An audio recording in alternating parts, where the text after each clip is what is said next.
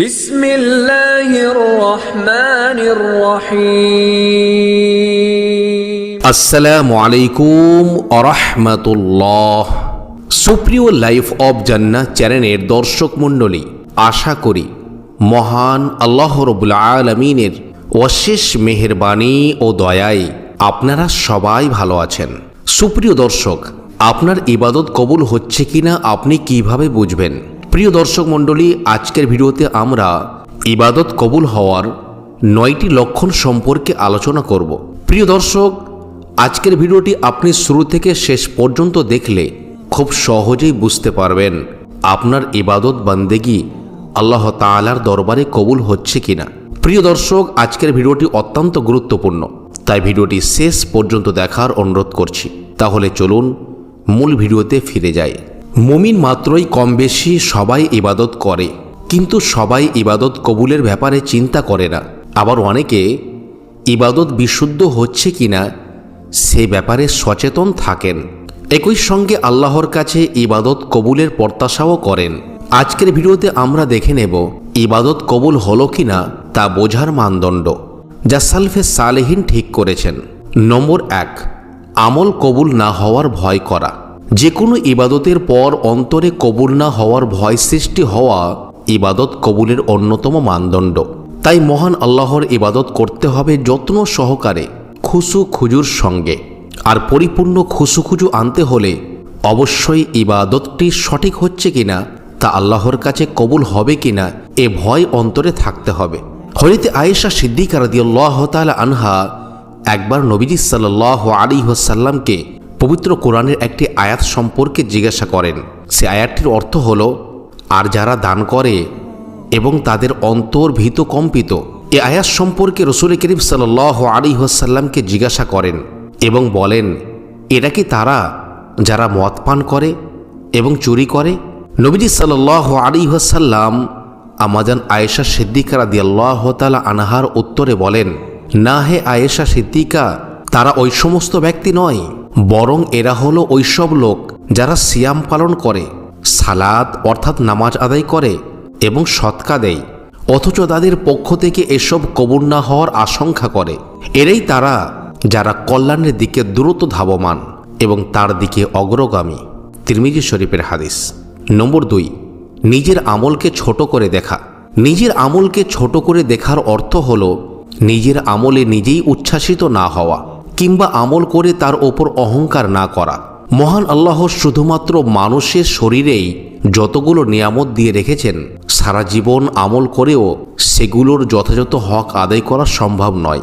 তাছাড়াও আমল নিয়ে অহংকার করলে আমলের সব বিনষ্ট হয় এবং এর কারণে নেক আমলে অলসতা চলে আসে। তাছাড়া হাদিসের ভাষ্যমতে আল্লাহর অনুগ্রহ ছাড়া শুধু নিজের আমল দিয়ে নাজাত পাওয়া সম্ভব নয়। সুবহানাল্লাহ। তাই ইবাদত করার পর বেশি কিছু করে ফেলেছি এমনটা মনে করা যাবে না। হযরত আবু হুরায়রা রাদিয়াল্লাহু তাআলা আনহু বলেন, রাসূলুল্লাহ সাল্লাল্লাহু আলাইহি ওয়াসাল্লাম বলেছেন, কোশ্চিন কালেও তোমাদের কাউকে নিজের আমল নাজাত দেবে না। তারা বলেন, অর্থাৎ সাহাবায়ে কেরামরা বলেন, হে আল্লাহর রাসূল, আপনাকেও না? তিনি বলেন, আমাকেও না, তবে আল্লাহ তাআলা আমাকে রহমত দিয়ে ঢেকে রেখেছেন। তোমরা যথারীতি আমল করে নৈকট্য লাভ করো। তোমরা সকালে, বিকেলে এবং রাতের শেষ ভাগে আল্লাহর ইবাদত করো। মধ্যপন্থা অবলম্বন করো, মধ্যপন্থা আমাদের লক্ষ্যে পৌঁছে দেবে। সুবহানাল্লাহ। বুখারী শরীফের হাদিস। নম্বর 3, নেক আমলের সুযোগ পাওয়া। মহান আল্লাহ যাদের প্রতি দয়া করেন তারাই বেশি বেশি নেক আমলে আত্মনিয়োগের সুযোগ পান। অতএব ইবাদতের পর ইবাদত করার সুযোগ পেলে বুঝতে হবে আমলগুলো আল্লাহর কাছে কবুল হচ্ছে।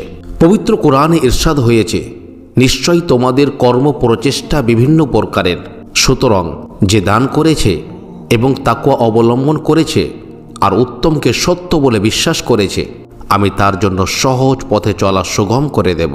সুবহানাল্লাহ। আর যে কার্পণ্য করেছে এবং নিজেকে স্বয়ং সম্পূর্ণ মনে করেছে আর উত্তমকে মিথ্যা বলে মনে করেছে, আমি তার জন্য কঠিন পথে চলা সুগম করে দেব। সূরা লাইল আয়াত নম্বর 4 থেকে 10। নম্বর 4, গুনাহে প্রত্যাবর্তন না করা। বান্দা যখন গুনাহকে অপছন্দ করতে শুরু করবে এবং তাতে প্রত্যাবর্তন তার কাছে অপ্রিয় হবে, তখন বুঝতে হবে তার ইবাদত আল্লাহর দরবারে কবুল হচ্ছে। সুবহানাল্লাহ। পাশাপাশি যদি বিগত দিনের গুনাহগুলো স্মরণ করে চিন্তিত ও লজ্জিত করে, অন্তরে আফসোস সৃষ্টি করে, তবে বুঝতে হবে তার আমল কবুল হচ্ছে। মাদারিজুস সালিকিন নামক গ্রন্থে আল্লামা ইবনু কাইয়্যিম রাহিমাহুল্লাহ বলেন, গুনাহের কল্পনা যদি কাউকে আনন্দ দেয়, সে গুনাহে লিপ্ত থাকতে পছন্দ করে এবং পাশাপাশি ইবাদতও করে, তবে সে 40 বছর ইবাদত করেও তা কবুল হবে না। নাউযুবিল্লাহ।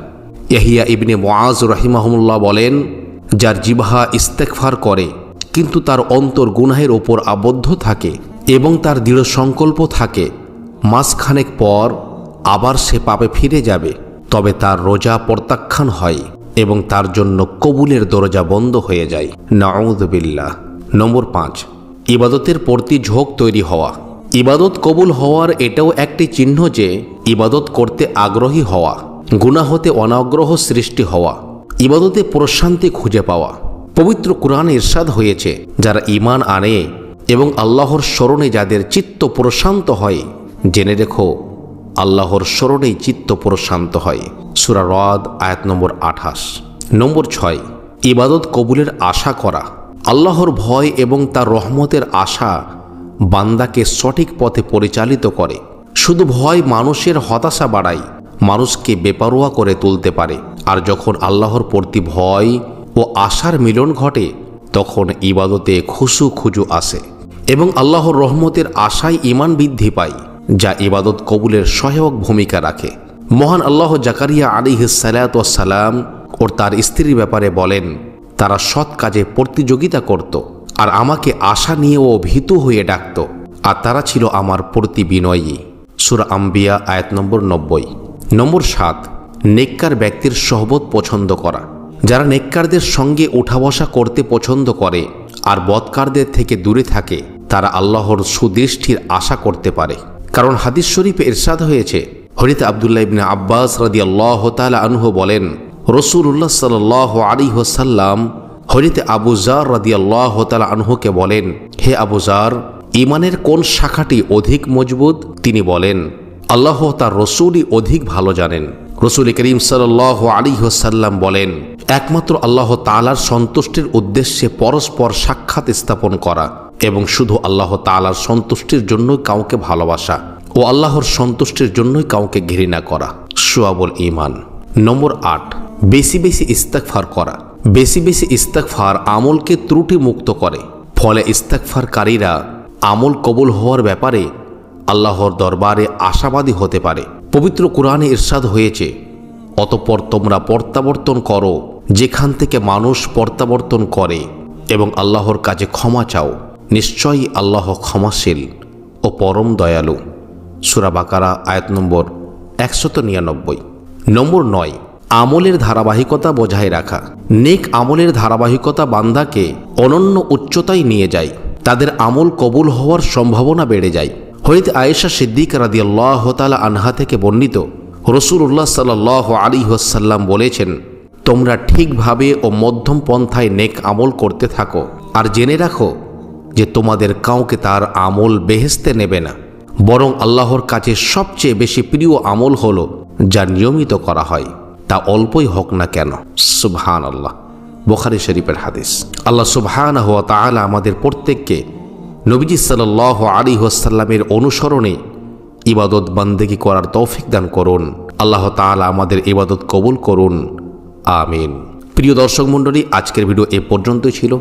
ভিডিওটি ভালো লাগলে একটি লাইক করবেন এবং এই ধরনের ভিডিও পেতে আমাদের চ্যানেলটি সাবস্ক্রাইব করে আমাদের সঙ্গেই থাকবেন। আবার কথা হবে অন্য কোনো ভিডিওতে ইনশাআল্লাহ। আসসালামু আলাইকুম ওয়া রাহমাতুল্লাহি ওয়া বারাকাতুহু।